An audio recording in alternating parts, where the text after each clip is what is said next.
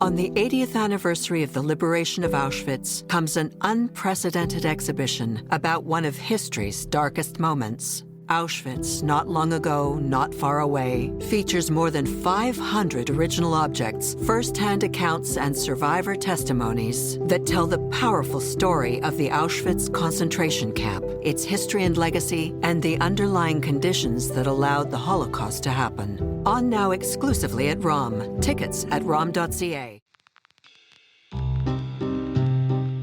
Where I started seeing a lot of these ads personally, that they weren't directed towards a specific audience, it seemed like, but they also weren't an advertisement. They weren't addressed to a mass audience. One of them was a poll that said, the most sentimental gun you own. And it had two choices, like inherited it or bought it. It's like that, it's just sort of a non sequitur. Hi, this is Phoebe Maltz Bovy, and you're listening to The Jewish Angle, a podcast from the Canadian Jewish News.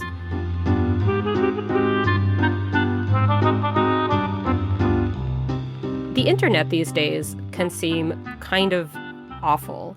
And by awful, I don't just mean the kind of hateful pile-ons of yore. I don't mean people yelling at each other. I don't mean even people holding necessarily extremist views, although that's all been unpleasant all along. But it can just seem kind of nonsensical, awful in this nonsensical way. I remember first noticing this on Twitter once Twitter started getting ads nonstop for bras for elderly women. And there were these various elderly women in different bras. And it didn't seem to be, at first I thought, are they calling me elderly? Have I gained some decades without being aware of this? But no, this is just everybody was getting these ads for these elderly women bras. Those, I am like now nostalgic for the era of those ads because I don't even know what I'm looking at now. And here to help me figure this out is Jacob Silverman. Jacob is a technology journalist in New York and co-author of Easy Money, Cryptocurrency, Casino Capitalism, and the Golden Age of Fraud, a New York Times bestseller. His new book, Gilded Rage, Elon Musk and the Radicalization of Silicon Valley, will be out in October. And I've asked him on because I just read his new Financial Times article, Welcome to Slop World, How the Hostile Internet is Driving Us Crazy. It's really on my own social media, making the rounds, and rightly so, because it's got the best description I've seen of what online life has become. And I just have to do one quote from it, and then I'm going to introduce Jacob. So it's neither mass broadcast nor targeted communication. The posts, these are these promoted posts on Twitter, now X, landed in some netherworld of inscrutability, their meaning known only to their promoter, and maybe not even to them. Jacob, welcome to The Jewish Angle. Thank you. Glad to be here. So my first question for you, or really more on behalf of any listeners who have not yet read your piece, which they should do, what is the hostile internet? So this is my attempt to humbly coin a neologism, I suppose, but I am talking about how the daily experience of using the internet, whether you're talking on any device really, but of talking to people, doing work, going through your apps, the whole kind of daily experience has become full of obstacles and very adversarial as an experience, and very frustrating and confusing. And I don't just mean because I'm not talking about people being technically inept or lacking any kind of media literacy, but it seems like every time we log on, there is kind of something standing in our way, or an algorithm trying to guide us to some other desired activity. And one line I have in the essay is I say that today's systems aren't really optimized for human flourishing or for what's best for us. They're optimized for according to metrics that, of course, profit the platform owners.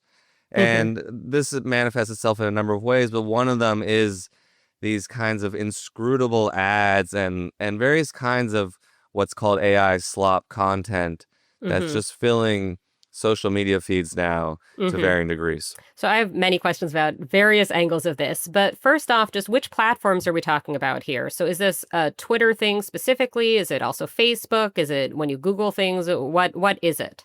Sure. Where is it happening? So I started or kind of center it in X right now because that's where I started seeing a lot of these ads personally that were coming to my feed that, like the line you quoted, they weren't directed towards a specific audience, it seemed like, but they also weren't an advertisement. They weren't addressed to a mass audience because no one could really figure out what was going on. Like one of them was a poll that said the most sentimental gun you own, and it That had was two amazing. choices, like inherited it or bought it. And it's like that, it's just sort of a non sequitur. It's baffling. And then I centered the article a bit, or open it with this woman in Michigan who, we're talking a bit about people who might be mentally disturbed in one way or another, but and there are a lot of people like this woman in Michigan who seem to be buying ads on X and other social media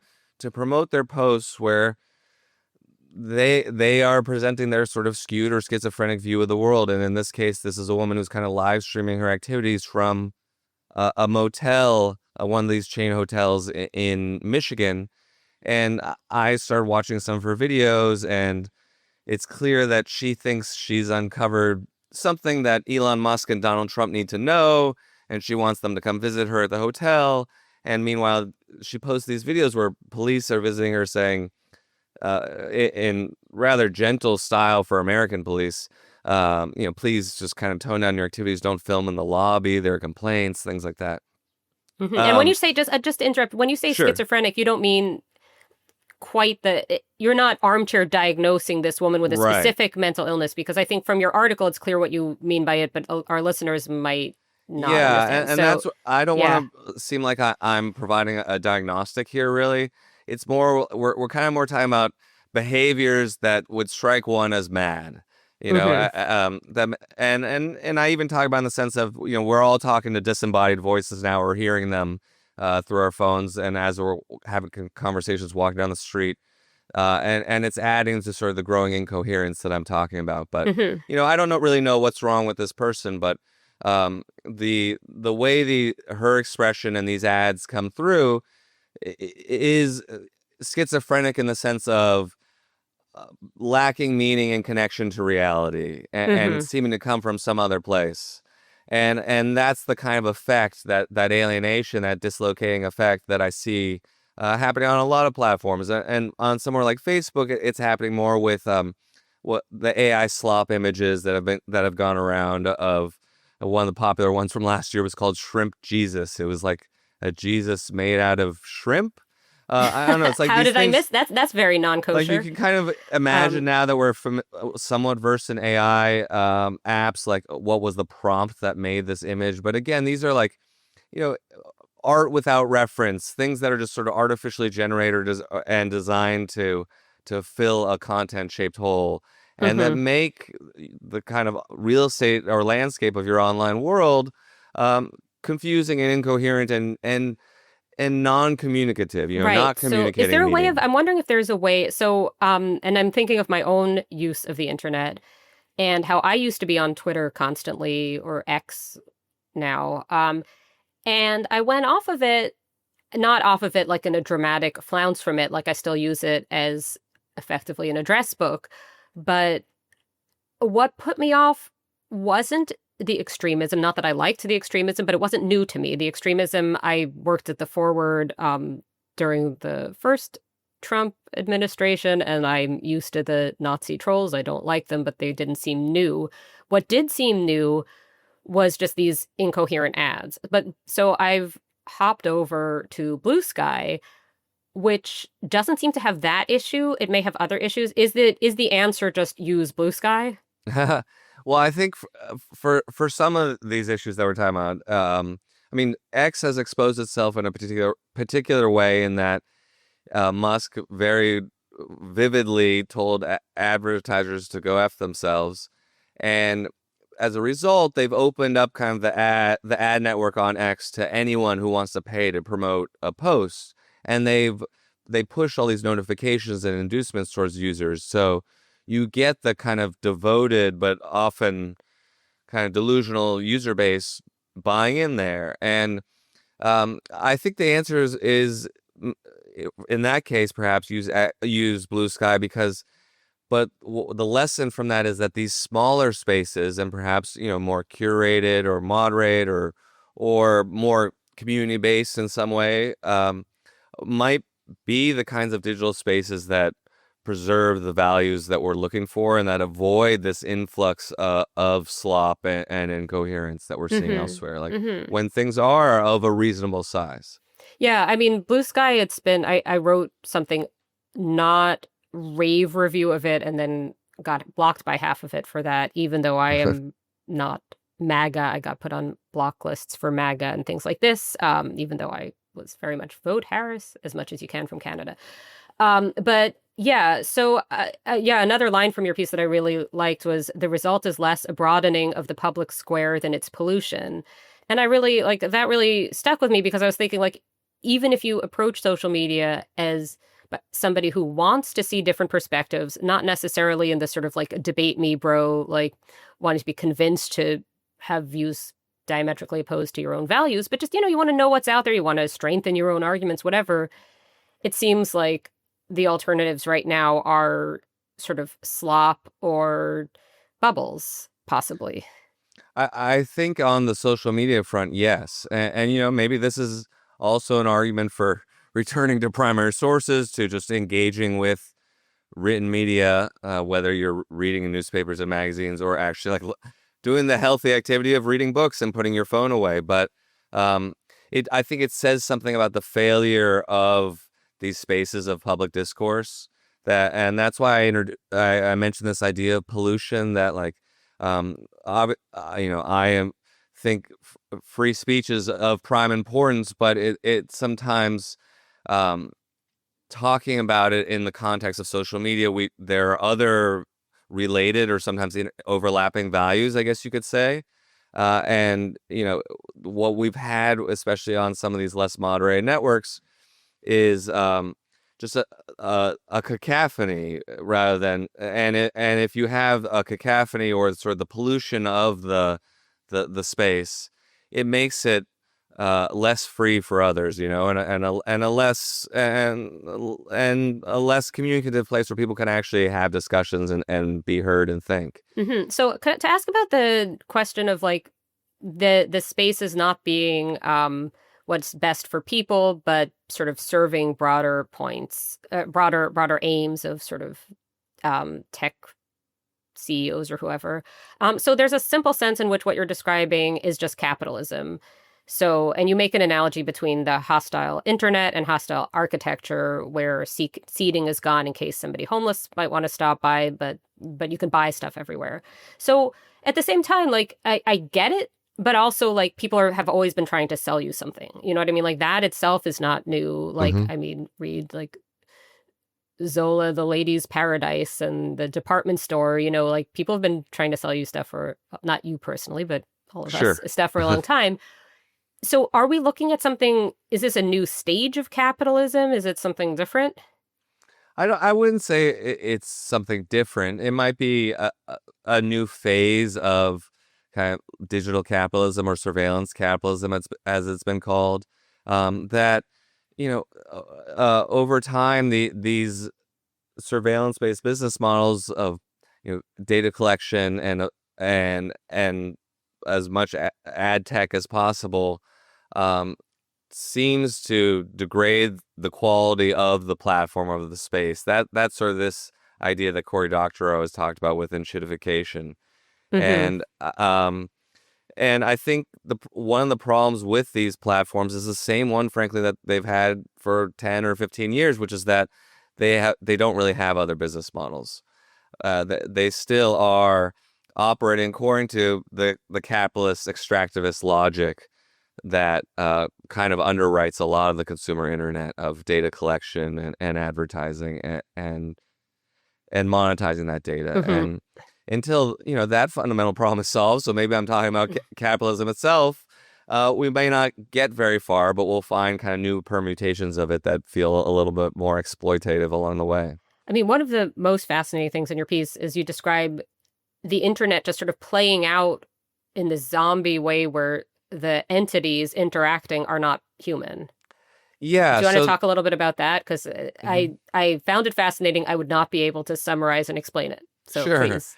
So there's the theory is called dead internet theory, and there's a sort of formal literature to it now, but basically this idea that there are a lot of bots online and a lot of automated activity, and in a literal sense, this is true because you have computers communicating with each other from banks and institutions and kind of just running infrastructure and stuff like that, and so there's a lot of data and stuff being transmitted without people actually talking to one another, but now this is happening on sort of the human layer of the internet, that when you're on social media, you're as likely to be responded to by a bot or some non-human entity, some software program, as anything else.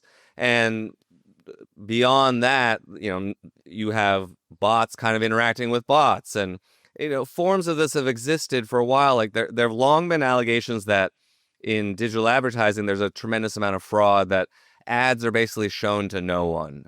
A lot of ads like appear far down a page where no one is seeing it, or there are various types of, there are lawsuits about this. It's a whole multi-billion-dollar kind of issue in the online ad industry.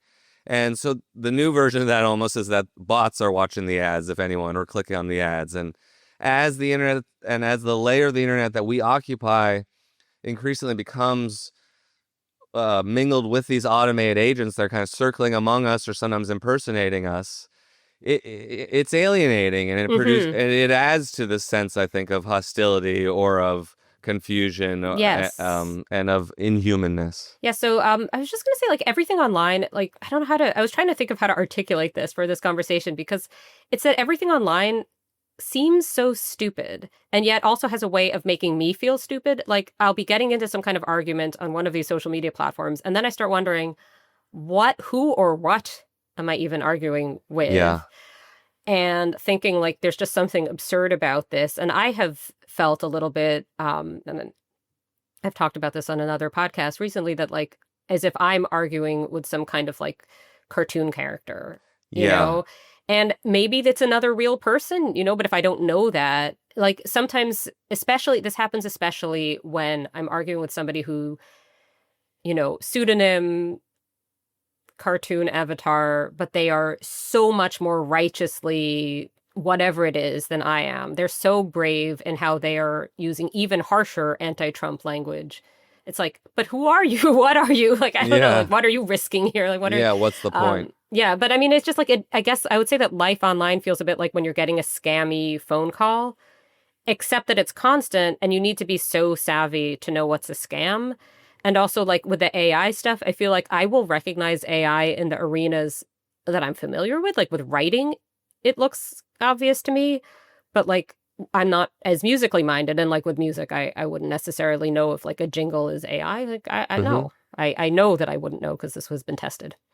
Yeah, and I think that kind of scam prevention mindset, sort of having your head on a swivel and trying to be more alert and aware and self-questioning, is one that more people are feeling or adopting online, and probably should be, because we've probably all talked to elderly parents or relatives about, like, no, don't answer that message or put down the phone, and but it seems like it can seem like we're constantly encountering kind of opportunities to be grifted or scammed or manipulated online, whether it is outright, someone trying to steal your money, or a fake item being sent to you, or clicking on an ad that you don't really want to click on, but it seems like the article that you need, or wasting your time engaging with someone on social media who may or may not be real, or whose intention may be, hey, I want to waste this journalist's time.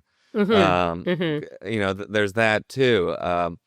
So that resonates with me, what you're talking about, the sense that you're kind of, you have to approach a lot of your with a mindset of caution now, I think, because otherwise you'll kind of end up either with your pocket picked or in the wilderness arguing with someone for an hour.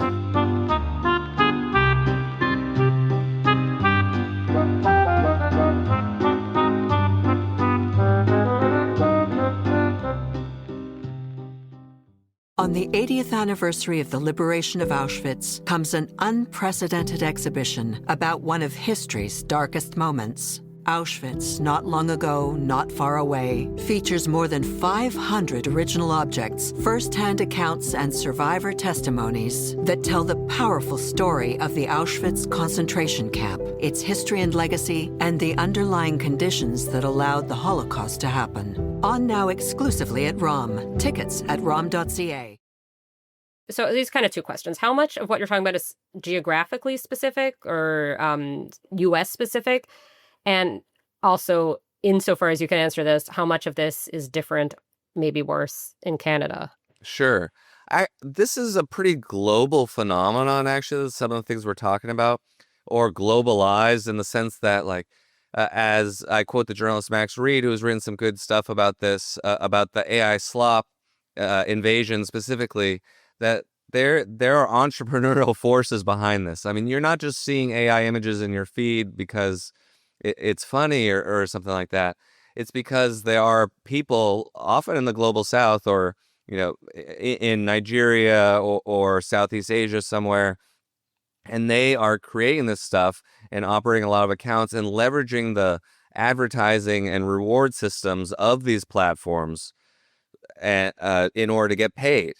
So they are pumping this stuff out on various social networks and promoting it, and then getting paid for the engagement. And of course, there's no real human in the loop on the platform side, whether it's Meta or X or whatever else. So they don't, the platform doesn't really know or doesn't seem tuned to care that that this guy is not quite a scammer, but making money by churning out junk. Mm-hmm. And it reflects also this broader principle that anything that you could call content will do from but not news, right? So it right. seems like that you have this issue. Oh yeah. Yeah. Go on, sorry about that. I should be specific about that. Like, there are two things about that. One is that when Facebook has removed or been removed news material with these national disputes it's had, like when they did this in Australia, they kind of. They say, well, news isn't a big part of people's feeds anyway, which is true in a percentage sense, but it of course just leaves more of a kind of content-shaped hole. And what do you fill it with? More slop or junk. So I think even when Facebook or one of these big platforms is operating quote unquote as it should, you still have legitimate news or more desired and legitimate material mixing with the slop and kind of always being infiltrated by it. So I would say right now, probably though, with news not being really available on Facebook, I would think it's worse. I haven't been able to experience it much myself lately. There's a quote from your piece where you write, can we find a way back to an internet that puts people in lucid conversation with one another? And I'm thinking about just how interesting it is to see how easy it can be now to feel nostalgic for things that actually at the time seemed awful, like clickbait or exploitative personal essays where the authors were paid peanuts, if anything, for something that would stick with them forever. It now feels kind of quaint to think about that as having been problems when you think about what we're looking at now. So are we looking at something that's just an acceleration of that? Or is it just different in nature? Yeah, I think it's sort of a furtherance or intensification of that trend where any expression it just or what we casually call content now, but was probably sort of a dirty word to us a few years ago, or at least to me, it felt a little uncomfortable to say, but calling everything content, but is it of decreasing value. And one sort of dynamic in this or one catalyst is that the AI companies, which is to say the big tech companies now, have to consume as much data and content as possible to train their AI models and try to develop them further. And some of this is done through licensing deals, and some is done through basically intellectual property theft. And that has contributed tremendously, I think, to the further devaluation of what we call content, and contributing us or pushing us further to this place where, any piece of media will do, as long as there's a human looking at it or someone we can claim as a human according to the metrics. This may be a little out there, but one more thing that is maybe out there is just like, I'm wondering if there's any risk in romanticizing earlier eras tech-wise, because I do remember the era before slop, but it was also one where people who were definitely real and often extremely smart and accomplished bullied one another relentlessly. I am not of the right-wing anti-woke persuasion. I have, however, written about call-out culture, as it was called at the time, and it was a very sort of like, it was intense. Some people did lose jobs over, the internet is obviously worse now, like in the sort of enshittification sense of worse. But it's also like, what I find now is it's just much easier to tune it out. Like, I don't remember the last time that I felt emotionally invested in anything online. So what I'm wondering in a roundabout way is it possible that things just get so ridiculous that everyone who's not in a sort of tinfoil hat brigade logs off, and that's where this all goes? Well, I do think the fact that people have really taken to group chats in recent years is, it's a natural thing, of course. I think that we'd want to talk to our friends like that, but I think it's also reflective of the fact that these broader open platforms have become hostile or unpleasant places. And I think that will continue because, that's a core part of communication to me. And I think also in terms of the nostalgia question, I am wary of nostalgia kind of broadly, but also kind of internet nostalgia. I've written about a little bit that I think it can be misplaced sometimes. So, when I talk about going back to a place of lucid conversation, I think it's more important to talk about kind of values or what kind of environment we might want to create, and not like we need to recreate the internet of 2007 or this platform that I in particular loved and spoke to me when I was going through my formative years as someone, going online and thinking and talking to people. And that's what we do sometimes get, is that it becomes more about kind of individual taste or even individual memory and nostalgic memory of stuff, and not like, let's reimagine things or talk about the values that do matter to us. And I think one of the things we're getting at here is that closer communication, whether it's the group chat or some of these smaller networks, or the one place I am a little nostalgic about is message boards that are devoted to particular topics. That's not for everyone. And, it can be maybe more fun as a teenager or college student when you're on your favorite band's message board. But I think it does say something that smaller communities might be a shorthand for what we're looking for, at least to some extent. That's interesting. Yeah, I've learned from colleagues at the Canadian Jewish News that I guess more observant Jews use WhatsApp. That's what they use, and not and therefore avoid the airdropped, earwax, whatever it is. Let's leave that in.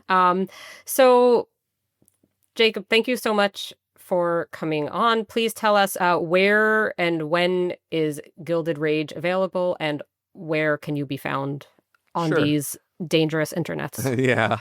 I am at jacobsilverman.com. I am on X as Silverman Jacob, and my next book is available for pre-order on most online retailers. It's called Gilded Rage, Elon Musk and the Radicalization of Silicon Valley. It's about the rise of the tech right and some of these issues we were talking about here today. So thank you. Thank you so much.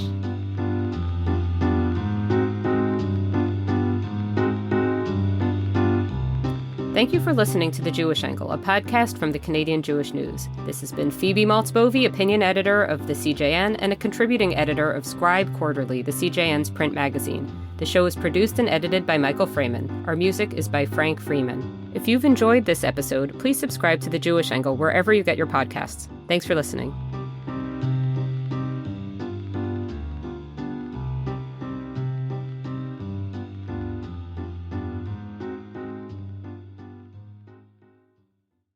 On the 80th anniversary of the liberation of Auschwitz comes an unprecedented exhibition about one of history's darkest moments, Auschwitz, Not Long Ago, Not Far Away, features more than 500 original objects, first-hand accounts, and survivor testimonies that tell the powerful story of the Auschwitz concentration camp, its history and legacy, and the underlying conditions that allowed the Holocaust to happen. On now exclusively at ROM. Tickets at rom.ca.